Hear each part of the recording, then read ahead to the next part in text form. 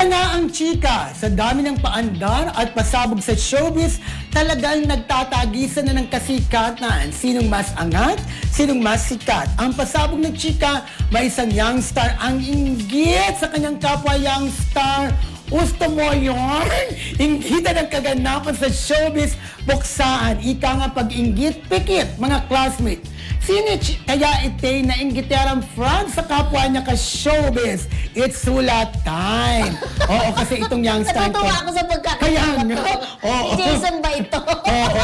Alam mo, Oo. itong young star nito, inggit sa kapwa young star. Ay, Kasi ganon? naman, sa totoo lang, mas angat kasi itong young star na Pero isa. sabay ba silang pumasok? Para nga, halos Oo. magkasabay so, sila. yung isa medyo umalagwa na.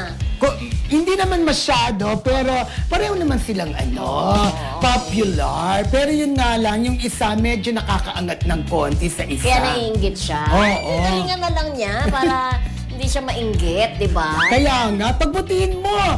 Malay mo, di ba? Maunusan mo ang young star na tinutukoy namin, di ba? Oo. Hulaan na po dyan sa comment section.